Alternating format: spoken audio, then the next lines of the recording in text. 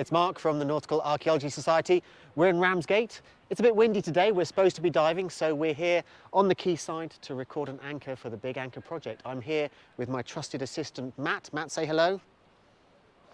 Come on, come and say hello. There you go. So me and Matt, what we're going to do is we're going to test the Big Anchor Project app, which is a new app for your mobile phone or your iPad or your tablet that you do all the data entry on the anchor. All we're going to need is a phone and a folding ruler that's going to help us take measurements.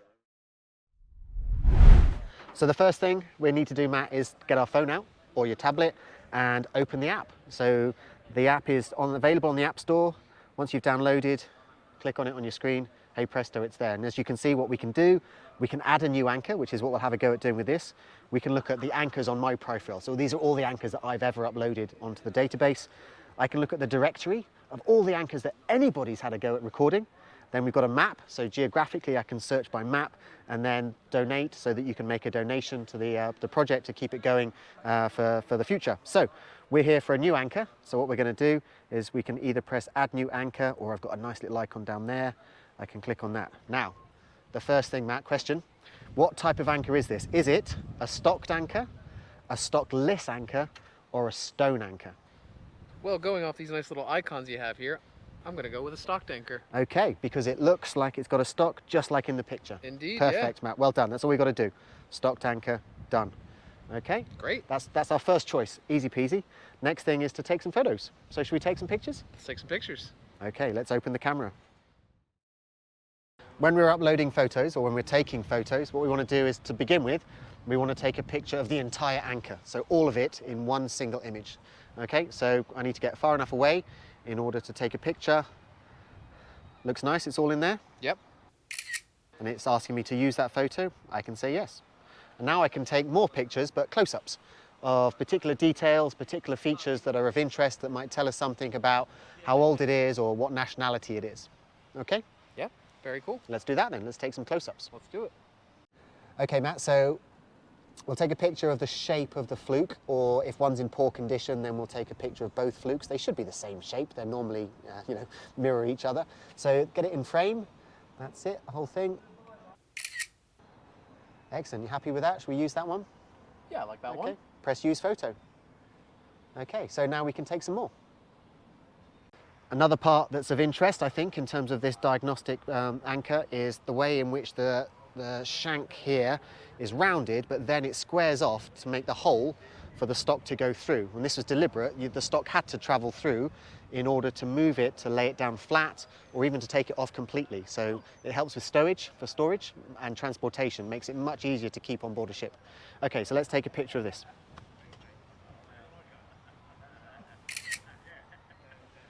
That's great, use that.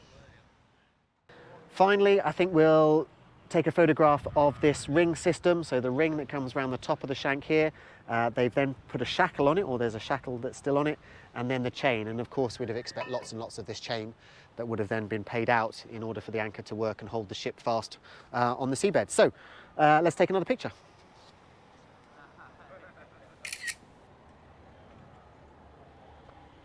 You happy? Looks good. You happy with that? I'm happy with that. Let's use that. If we look at the photos part of the app now, we can see those pictures that we've uploaded. So we've got the general view of the anchor there, the type of image. We could add a description, a bit more information about that if we wanted to. And then we can pick that the next lot of photos that we took are details. So detailed view, and I think those 3 shots of the details is enough. We could add extra information if we wanted to, but then we're going to press next, and we've submitted them. Very cool. Having uploaded the photographs, what we can do now, and what's really important, of course, is where is it? Where is this anchor located in the world? So where are we, Matt? Well, we're in Ramsgate. Where's Ramsgate?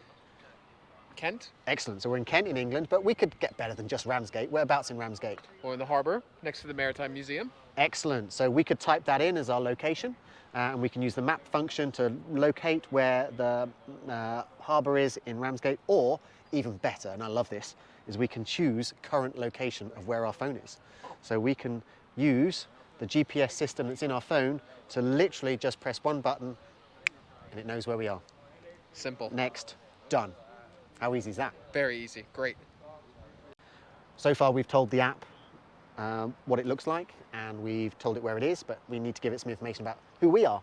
You know, we're the people recording it today. What's the day? Are we from an organization, and what are our names? So I can just simply type in recorded by Mark B.T. Edwards and Matt. What's your surname again? Polakowski. Yeah, you can type that in. Yeah. Yeah, and then we've got the name of the club or organization, so we can type in Nautical Archaeology Society, and then the date of recording the anchor, so we can just put in today's date.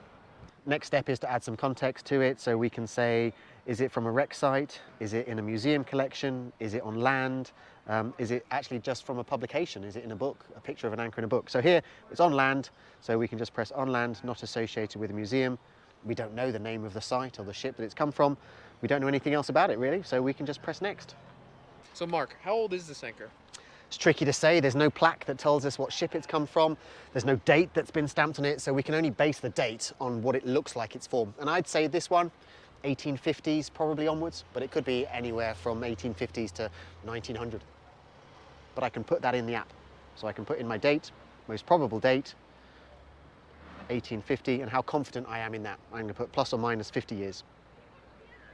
The next part, Matt, is to add some general information about the features that this anchor has. So things like the ring. Is there a ring? Yes or no? Is there a shackle? Yes or no? Any chain present?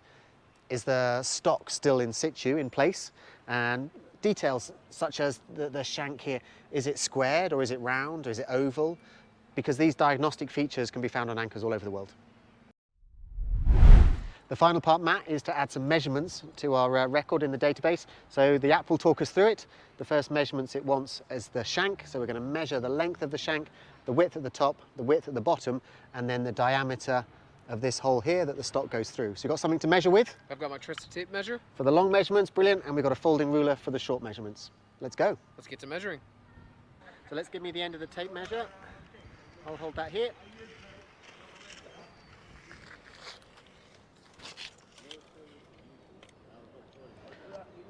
Measures about 2 meters and 35 centimeters, so 2.35.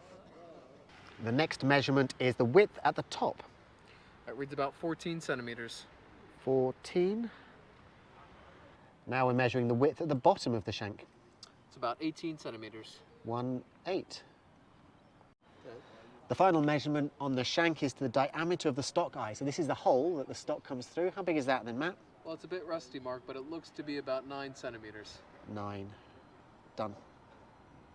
And then we just press submit. Submit. And it goes for moderation. The moderators will then look at it, make sure the records are correct, and then it'll be live on the project. Thanks very much, Mark. Can't wait to start using the app.